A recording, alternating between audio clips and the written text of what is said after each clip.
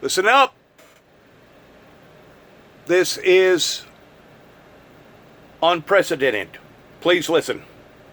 News that we're following right now, Hurricane Dorian making landfall in the Bahamas. The alarming headline out of this: the geography of the northern Bahamas will be forever changed by this storm. Wrap your head around that and take a look at these scenes. There are some of the scenes that we're seeing from Abaco Island, the area of the Bahamas. That is before all the power and communications went down. Forecasters warning the massive Category 5 storm is the strongest hurricane in modern history to strike this island. Residents boarding up their homes ahead of the storm. Now, the popular islands forced many tourists to quickly evacuate ahead of the storm. Thousands of residents were begged by local officials to leave the smaller islands for the main ones and into shelters. Here in the United States, mandatory evacuations now underway in parts of Florida. Nearly 5,000 Florida guardsmen now activated to help with emergency response efforts. And parts of South Carolina, Georgia, also under emergency orders. Long lines, as you can see, at gas stations. All of this because of a fuel shortage. We have team coverage in the Bahamas and up and down the East Coast today, and covering the federal response to the storm as well. But we were going to begin with NBC meteorologist Bill Cairns. And Bill, there was a live shot that I saw of the Fort Lauderdale area, Lauderdale Beach. It is looking like a fairly decent beach day. But this place right here is under a tropical storm warning, I believe, right? Yeah, we're still watching the conditions arriving towards it. You can see how dark it is on the horizon there. But yeah, often the day before a storm arrives, it's beautiful. It's sunny, it's warm. Usually there's a light breeze. But yeah, that surf will start kicking up there on the beaches. And come Tuesday, that picture will be a little more rough, especially north of Fort Lauderdale. I still think Fort Lauderdale is going to be in the clear for any of the really significant damage. So let me get into what we're dealing with. And let's just talk about our friends, the people that are in the Bahamas, so close there to the coastline of Florida. There's about 70,000 people that live in between Grand Bahama Island and Great Abaco Island here. And then you can see the center of the eyes that made landfall here over Great Abaco. About 15,000 people call this island home, and roughly somewhere about 50,000, 55,000 call this island home here. Those people are riding through one of the strongest hurricanes we've ever measured in recorded human history, and it's making landfall over the top of them. Not only that. What did he just say? The largest recording hurricane ever recorded in human history. Is that what he just said? But it's all 55,000 call this island home here. Those people are riding through one of the strongest hurricanes we've ever measured in recorded human history, and it's making landfall over the top of them. Not only that, but it's also drifting, walking through the islands. Right now we're at 7 miles per hour, and that speed is slowing down. You can see it on satellite imagery. These people are just, the people that are trying to ride this out, they're going to go through an experience that you just cannot imagine. It's be like the equivalent of what we call an EF3 tornado walking through the islands. I mean, and being over the top of you, maybe in your house, in your home with the eye wall, for 12, 14 hours, then maybe you go through the eye and then it improves. I mean, it's just incredible that this storm, this strong, so close to the Florida coastline and just raking through the northern Bahamas. So let's talk about this forecast path and some of these areas. Marsh Harbor, we don't know if it's ever going to look the same. I'm sure the cement structures will still be there and the bricks, structures. What's left of anything made of wood is, doubtable. So we'll see what that looks like as we go throughout. We probably won't even know till Wednesday or Thursday, because here's how slow it is. So this goes through tomorrow morning. So from now to tomorrow morning, we only island hop from Abaco to Great Bahama Island tomorrow morning, right over the top of Freeport. And then we still have another 24 hours until it only goes about maybe 50 or 60 miles just off the coast of West Palm Beach. The Hurricane Center red line is what they think the most accurate path is going to be, but it still could be to the right in the cone or to the left, and so we still have West Palm Beach in the cone. I mean, it's maybe only a 10-15% chance of happening, but that western eye wall could make it to the beaches of Florida, and that's why we're preparing for that just in case. And then look how close this is, this window here of just off the shore. The eye itself, about 25 miles wide. The key is not getting into the eye. That's where the extreme winds are. That's why we have, tropical storm force winds are now predicted maybe some hurricane gusts. But if we inch this closer to the coast, it's worse. Notice it also weakens. We do, right now it's probably about as strong as it's going to get, thankfully. Second strongest ever measured in the Atlantic Basin. Only Mitch was stronger at 190 mile per hour winds. So, I mean, it's as extreme as it gets, and even 140, down to possibly a Category 3 Wednesday. So we have it as a major hurricane for at least the next 60 hours, and then after that going to the north. So we stare at our computer models, all these little squiggly lines.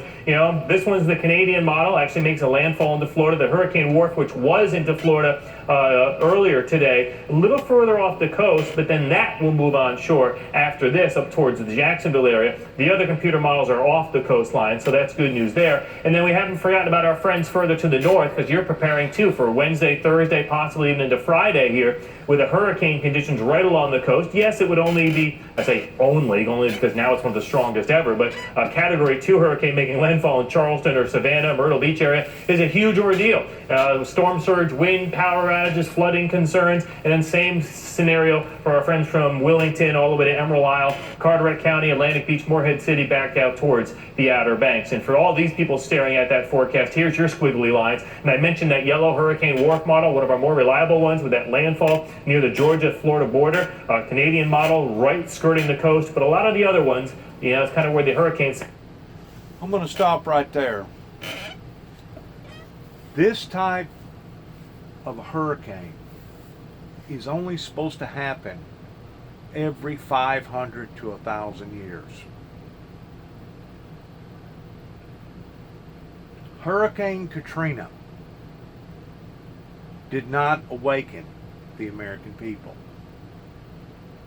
Going before Hurricane Katrina, Hurricane Andrew, that basically wiped Homestead completely off the map, other than one or two buildings, did not wake the American people up. We've had other major tropical storms that has just hovered over the Gulf and pumped as much as 45, 50 inches of rain in the Houston metropolitan area and up towards Louisiana. These events are unprecedented towards them happening in a lifespan, much less us seeing these events happen year after year after year after year. It's kind of like the shootings. We still haven't awakened, as the sleeping giant is still asleep, towards we have got a crisis issue in and on the land of the free, pertaining to all these innocent lives that are being taken. The humans, the Homo sapiens, are as guilty as creating the gun violence as they are towards creating these massive hurricanes, simply because we overrode the signs, and we didn't pay attention to what was going on, and we put this thing on automatic pilot, cruise control, and thought that other people was going to bring awareness to us whenever it was time for our protection and our self-sustainingness. But these people have failed us. Other administrations, as Donald Trump continues to talk about, has failed us, not only on this level, but on a financial level and on many, many, many other levels too as well. I have done all that I know to do towards being the watchman on the wall, towards raising the red flag or blowing the bugle or trying to bring awareness to the people and to the nation that I love. Anything beyond this point in time, as far as I am concerned, the only thing that I can say is, well, you brought it upon yourselves. You brought it upon yourselves. For a ministry to have been this active for the past 30 years, and still today, do not have an active congregation that supports the Windmill Ministries missions speaks volumes about the type of people in western Tennessee that did not take these things serious. And now, the wolf is not just at the door. The wolf is now in the hen house. The fox is in the hen house. And he's mutilating and tearing not only the saints of God apart, the churches apart, but he's also dissolving the wicked, the blinded, the sinful, those that said that they didn't care back many years ago. Now they are starting to feel the abrupt effects of all this in some form or fashion. If they don't feel it in one form, they feel it in another form. And if you don't do nothing else, you got to look and you got to watch it, psychologically speaking. And it's harmful, it's hurtful to sit and watch things be destroyed and life be taken, life and limb be taken on account of ignorance. It's sad because all of these things could have been avoided going back 30 plus years ago if they would allowed the messenger to have had a platform to have distributed his message to the people. But because various people, including the church society, didn't like the message coming from the messenger, they chose to marginalize him. The same way as they chose to marginalize Noah. The same way as they chose to marginalize Moses. The same way as they marginalize other men and women and prophets of God throughout the history of mankind. The same way that they marginalized Jesus Christ of Nazareth towards not identifying who he truly was, simply because of their arrogance, hard-headed, evil, demonic ways. Now, in the 21st century, 2019 September, I guess it's the 1st or the 2nd, here on Sunday, we are abruptly being faced with some of the most horrendous, horriblest conditions known to a civilized society. So one must ask the simple question, which is this: has the messenger, which is the individual speaking to you right now, which is the founder of not only the St. Del's Recovery Shelter here at 291 Thompson Road, Sharon, Tennessee, zip code 38255, as well as the founder of the Windmill Ministries missions, has the messenger failed the people, or has the people failed the messenger? Because the messenger was being as honest and as truthful, and he was using every tactic that he knew to use during the time that he had them to use them. And some may say, well, Dennis, why didn't you try to bring your message through the front door of the churches versus the back? Well, that in theory sounds good, but the fact of the matter is I did try to bring my message to the will of the people, regardless whether it was Alamo Baptist Church just right down the road, or First Baptist right up the road, or in other churches, in other settings. I did try to bring my message. A matter of fact, I spent oodles and gobs of time, money, effort, and probably wore out at least 3 or 4 automobiles going to all these different churches throughout not just West Tennessee, but down in Alabama, over in North Carolina, up towards Maryland and New York City, spent all kinds of time in trying to gain supporters or a congregation. And still to this day, I'm going to repeat it one more time that way you'll understand it. Still to this day, have no outsider influence other than maybe one or two family members out in California that truly does understand the concept of what I'm talking about and knows my heart. I repeat, knows my heart. And you wonder how come David and I accused these people around here towards them being monsters?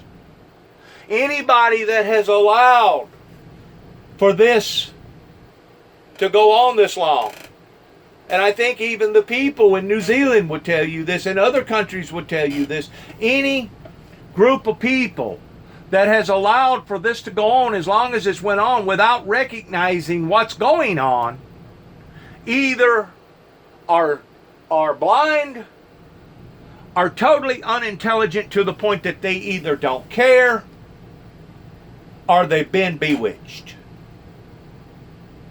They've been bewitched, just like the Pentecostal, First United Pentecostal people down there in Jackson, Tennessee. I didn't do nothing to those people. I didn't walk in there with a gun, with a knife. I didn't try to harm any of those people or even threaten to harm any of those people. But because it stirred up a ruckus amongst their own congregation, they had no one else to blame, and they for darn sure wasn't going to accept responsibility for themselves. So naturally, who are they going to blame? They're going to find an scapegoat. And I've seen the Americans do this again and again and again, regardless whether they was using an scapegoat towards Mr. Carter or using an scapegoat towards other presidencies, using an scapegoat towards JFK, using an scapegoat towards Martin Luther King, using an scapegoat towards other people. I've seen them do this again and again and again. That's the reason why I went into Walmart yesterday wearing a mask and told the manager before I left the primary purpose for me wearing this mask is I'm symbolically making a statement to the church society here in this area about them being two-faced. I even had one of the employees that was employed there at Walmart keeping a close eye on me as I was leaving the building, going back to my automobile. I guess, I don't know, maybe they was just being cautious. But he walked up to me, he said, "What face are you wearing today, Mr. Jackson?" And my reply was, "I hope I'm wearing the real one." The real face. Because in today's society, with all the phony baloney makeup and all the phony baloney dress up and all the phony baloney mascara and perfume and cologne, you know, whenever you strip all this down to the bare bone, you come back looking like the same bunch of heathens that was before these heathens that went all the way back to the days of Noah, the days of Moses, and the days of other days of a society that had turned its back on God, a righteous, holy, living God, to the point that now we're seeing the traits, we're seeing the attributes of what's happened and what is happening. And it's a heartbreak on every level, because I think, if I'm not mistaken, they was talking about us losing 100 people a day right now in mass shootings. Only here in America, because of not necessarily the guns, but the policies and the laws that implement the guns. And I have said before, we're living in a society pertaining to artificial intelligence We're living in a society today that we can easily fix that problem by having a gun with an electronical, digital fingerprint system, to where if the right person did not have the right gun in their hand, that gun basically becomes a paperweight.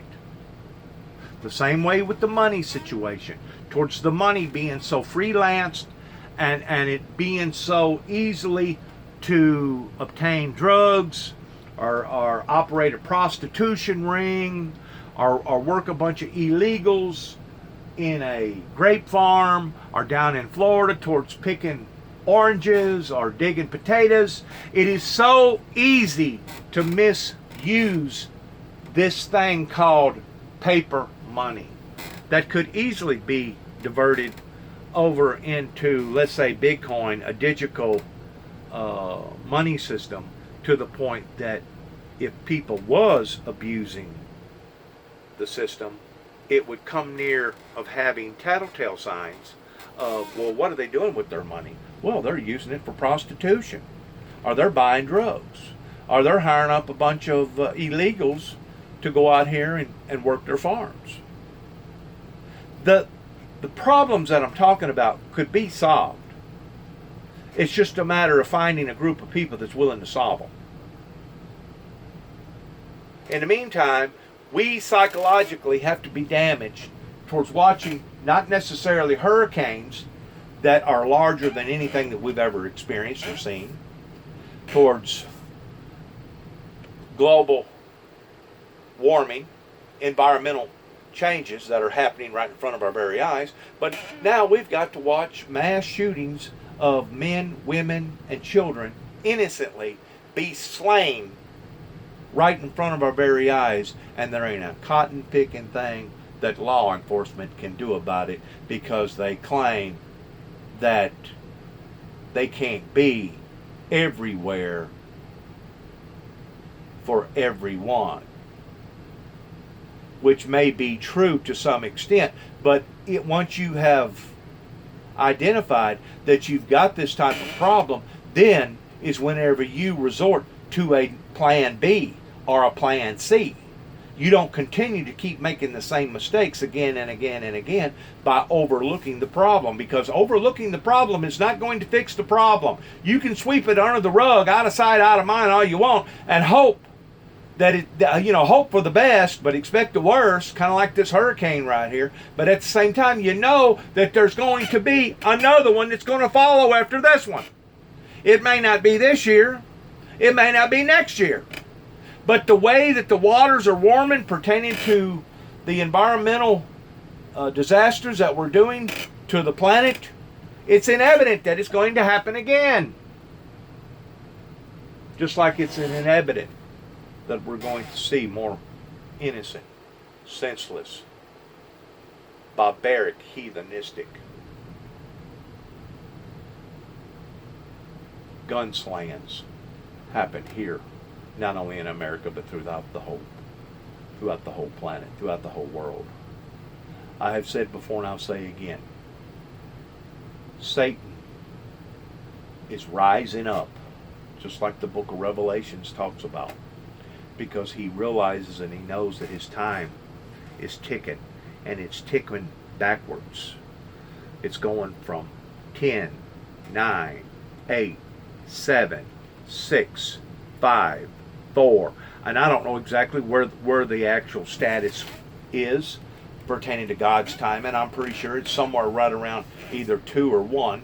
In other words, the bell's fixing to ring towards him having to give an account, towards bringing all this misery and sorrow and sadness to society. I'll say that one more time. Satan will give an account, because he is the father of all liars and the father of all murderers, is soon to have to give an account to the heavenly kingdom as well as to mankind, towards bringing all this sorrow, misery, and anguish to this planet. Let's listen to the rest of this. Once more, I can't say it enough. Good luck to all of us. And let's see what this commentator has to say about one of the largest hurricanes ever historically recorded on this side of the equator. Center is right now, Candace, are right along the coast and then very close here to the Outer Banks. So obviously our thoughts and prayers and what they're going through right now in the northern Bahama Islands is unimaginable. Will never look the same, and that's happening now. But once more, that's past tensively speaking. You're past tensively speaking because you're talking in respect of what is occurring that has occurred.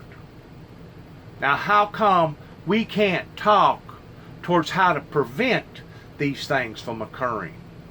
You know, the Bible says to flee into the mountains whenever you shall see these things start to occur.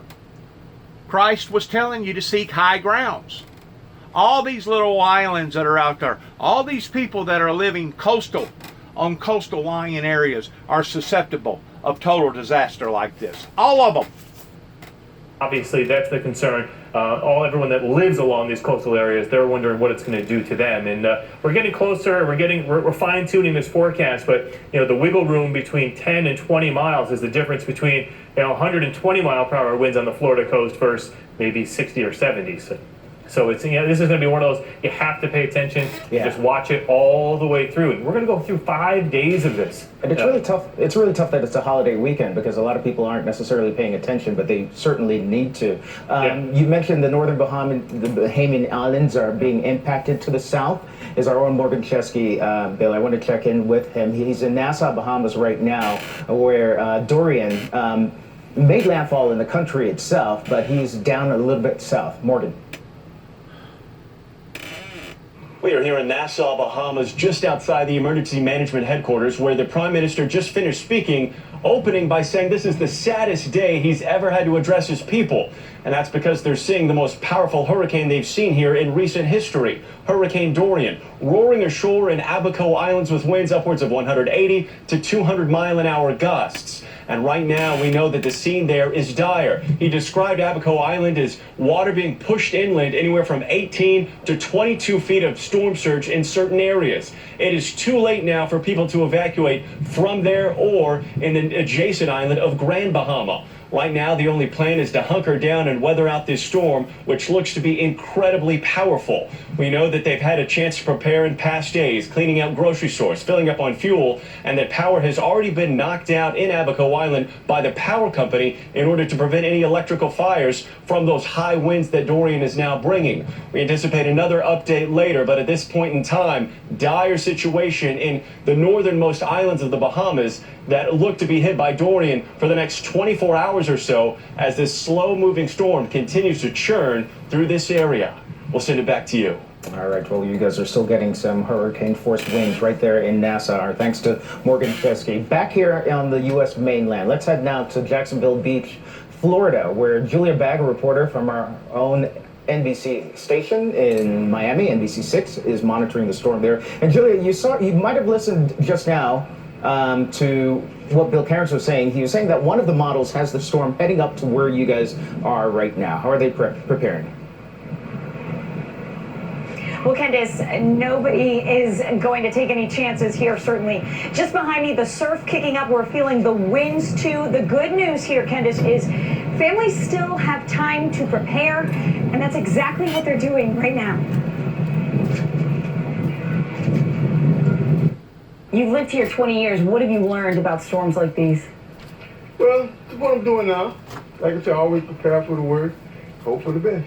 So, I've always taken everything in just to make sure, take everything and put it in the garage. So it doesn't take me, 2 hours to do all that. But it's worth it. It is. But you never know. Local police will be closing the beaches here officially beginning on Tuesday morning at 12:01 for safety reasons. The big question, though, for families here, do they stay or do they go? Tomorrow morning, beginning at 8:30, the mayor of Jacksonville expected to announce some possible evacuations for this region. Candace? All right, we appreciate that. To Julia Bagg there in Jacksonville. All right, let's head about 2 hours north of where Julia is to Katie Beck, who is in Savannah, Georgia. Once again, emergency officials are preparing there as well. Hey, Candace. Yeah, emergency officials are keeping a close eye on what's happening in the Bahamas, just taking note of the power and magnitude of that storm and what that could mean for Savannah in coming days. Now, right now, they aren't in full preparation mode. They're gearing up for it. They say they are going to put assets into place, but the worst of the weather isn't supposed to arrive in Savannah until Wednesday. So that does give them some lead time. And what they're doing with that time, they're reaching out to folks on the hurricane registry, specifically those who are vulnerable, those who are in need of medical care, elderly populations, and saying to those folks, you don't have to evacuate right now, but what is your plan for when you do have to evacuate, if you do have to evacuate? So they're making sure that people are aware and are prepared as much as possible at this point. But for now, here in Savannah, which is largely a tourist-driven area, there was a lot of people just trying to make the most out of the rest of their Labor Day weekend, trying to get through Monday and get ahead of the storm rather than wait until Wednesday when the bad weather gets here. We did speak to one person who told us he was going to move his family further inland to Macon, Georgia, to avoid some of this as a precaution. But the frenzy and panic that is probably set in South Florida has not yet made its way here at this point. Candace? Katie back there in Savannah, Georgia. Let's head to Washington, D.C. right now. And my colleague Kelly O'Donnell, who is there to tell us the president's response. Kelly, I do know that he had a meeting with... I don't know if people remember it. They haven't brought it up on this particular segment. But there was another hurricane that come close to Florida a few years ago. I don't forget the name of it. That come within like 100 miles of the eye of the coastlining area, but the winds and the flooding was so devastating that it still cost the state of Florida over $1 billion to repair. A storm this magnitude has repercussions that goes beyond the tentacles of just the eye cone.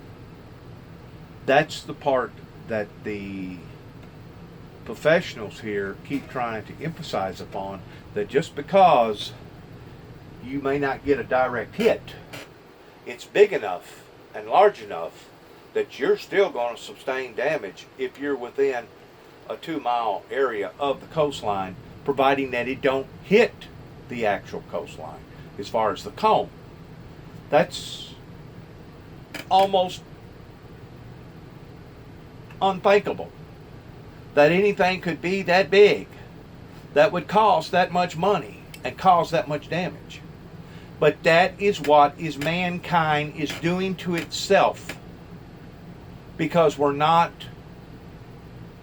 putting on the right faces to identify that we are in trouble.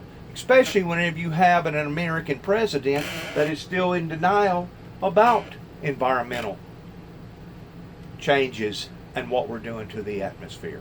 That just adds that much more insult to misery. And I don't know if the guy is just blinded. I don't know if the guy just don't care. I don't know if the guy is just old school. I don't know. But whenever you continue to get hammered again and again and again, lessons will be repeated until learned. You have to eventually wake up, America. New Zealand woke up to what was going on. And they done it swiftly and quickly. Female officials earlier, he pointed out several times today that Alabama was in the danger zone. It isn't, at least so far. What else is the president saying? Well, this is a case where the president has been getting a series of briefings. He's had them over the last several days, and today physically went to FEMA headquarters, spoke with reporters when he returned from Camp David, and did that on the South Lawn. That's what you're seeing there. And then again at the FEMA headquarters. The president said a couple of curious things. He made a comment about a lack of familiarity with Category 5 hurricanes, and yet there have been some during his time in office. And of course, the president has been briefed each hurricane season when these times have come up, of course. He said he was aware of them, but was surprised by it. So that was curious as well. The president was accompanied by Florida Senator and one of his close allies, Florida Senator Rick Scott, who had been in Washington for some other matters. And of course, Florida is of great concern concern when it comes to this storm, which, as we've seen, the forecast seems to be showing that it is in a better position based on some of the new developments. The administration is saying it is prepared with some of the resources in place and is monitoring all of these developments. There was also a question raised today when the Homeland Security Acting Secretary, Kevin McAleenan, appeared on one of the Sunday shows about how to deal with competing priorities when, of course, there is the need for federal emergency funds to be available for these kinds of natural disasters. And earlier in the year, when the administration was looking for funds from that department to go towards some of the other kinds of crises that have come up, dealing with some of the border issues that we've covered so extensively earlier in the year, with having to deal with the flood of migrants, the court cases involving immigrants who have come to the United States, the detention of those migrants and so forth, and wanting to divert funds for that. Kevin McAleenan was questioned about this earlier today, and here was his response about, again, those competing All right, I'm going to bring up one more other factor right here, which a lot of scientists or these type of people don't talk about. If you'll notice this eye right here that was steadily going real slow, and I think it slowed down to about 7 or 8 miles an hour. It's churning counterclockwise, okay? Out in here, there's basically no resistance at all, other than maybe 50, 60 foot waves that are up and down, up and down. We all know how the ocean does. But as soon as it hits these land masses right here, it's almost like somebody crawling uphill because it's going in this direction.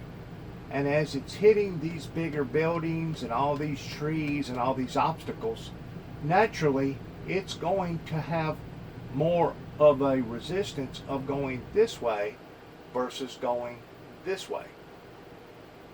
You understand what I'm saying? Because of the churning.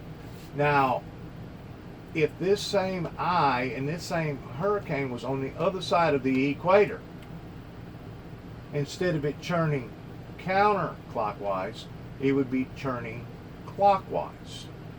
All right, indicating that as it's going this way, it's going to be more susceptible of having a southern flow to it, especially whenever it gets up to all these bigger buildings and all these trees right here. If it was turning clockwise, it would hit all those obstacles, and the next thing you know, it would force itself downwardly. It would be more having more of a tendency of going south instead of going north. So I'm going to say, if anything at all is going to save Florida, it's going to be the fact that it has hit these islands right here that are going to cause it to like go uphill, going, which is going to give it a northerner tendency versus a southern tendency. I don't know if anybody has ever explained that to you in those same regards or not. But like I said, you'll see after it hits all of this, it'll actually go this way. And that's why. Because I've studied them too. I've looked at them too. And are there enough funds to do both things? No potential transfers, and no money has been moved yet. We have to do a notification to Congress in advance. Any potential transfers will not impact our ability to respond to this storm or any other storms in the rest of the hurricane season. There are two different elements of the disaster recovery fund. The major disaster fund has $25 billion in it, so $155 million transfer from the base fund is not going to affect our ability to respond and recover from a major disaster. And of course, these things are always judged after the storm happens and how well the response goes. The first level of response is always the responsibility of state and local officials, and then the federal government comes in with additional support. And of course, their preparedness and picking the right locations for staging resources is always one of the challenges of knowing where to place those resources, where to have not only water, food supplies, but manpower and so forth to restore electricity, and all of the many things they have to put together. Plotting out how to do that best is one of the big challenges and part of what officials are working on behind the scenes. Candace? All right. I do want to add to my concept here that it's not just hitting obstacles that brings it in a northern track or a southern track, but it's also the moisture, the temperature of the water, the flow of the air currents, whether or not there's a low or a high that's pushing it further down. There's all kinds of elements that determine a hurricane like this that is this strong. And these poor people that was on those islands that took a beating, 12, 8, 14 hours of just relentless wind and rain. I'm pretty sure that the casualty count is going to be fairly high pertaining to what that they have just got through going through, and it will change their landscape forever. It's sad. It's really, really sad to see Category 5.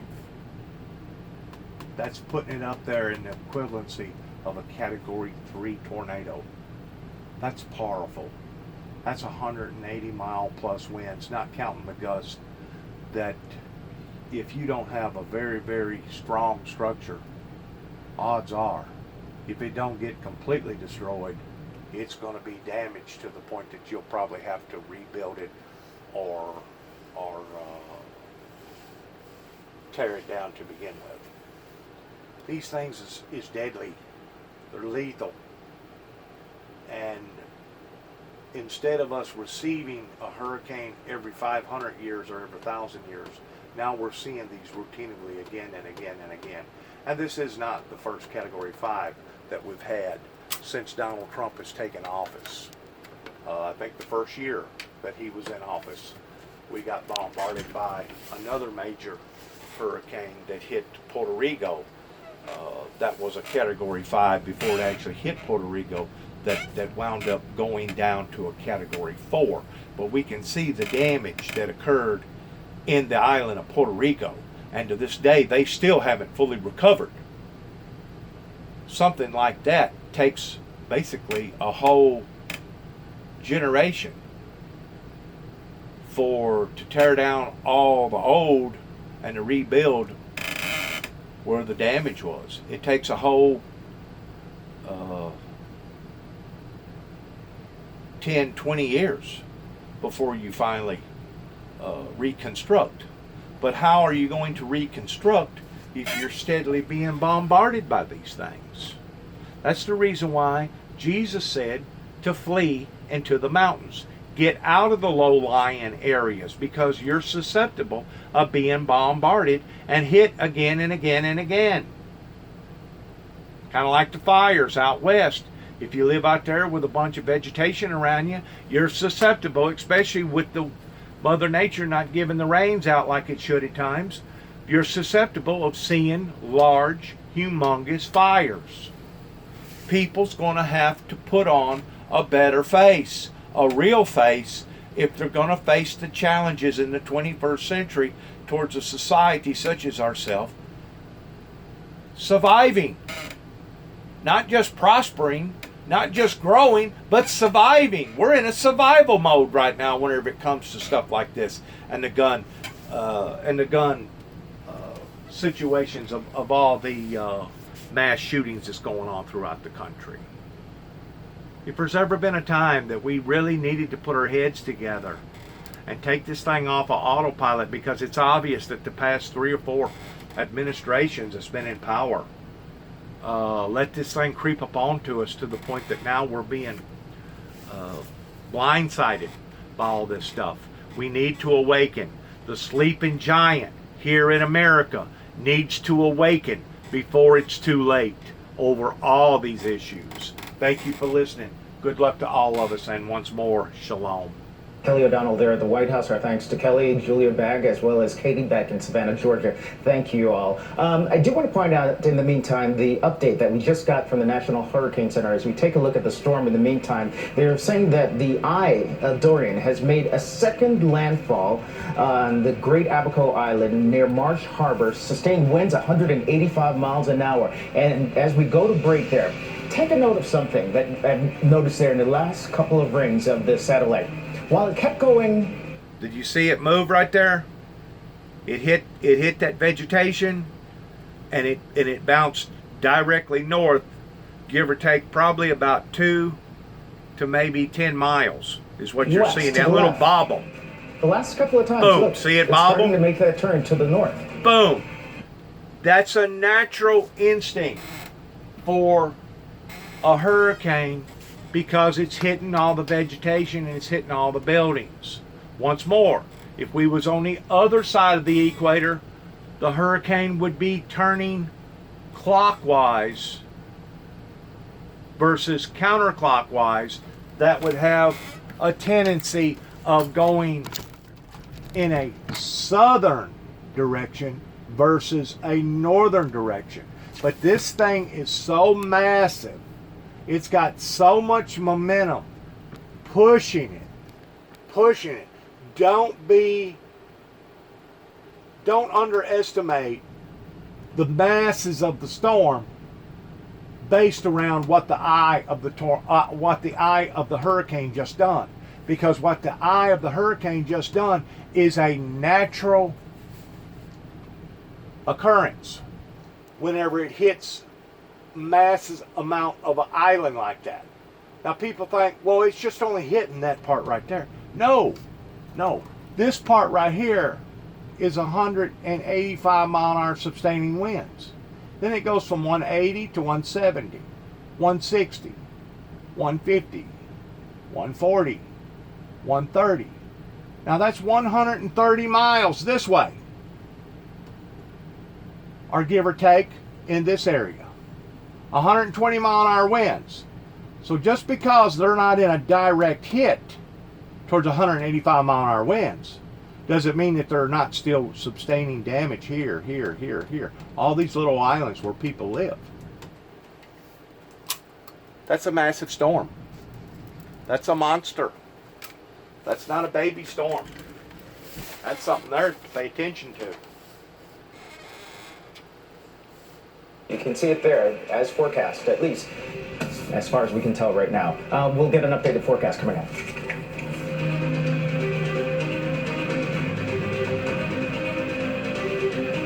Dorian will go down in the history books. Thank you to my viewers. Shalom.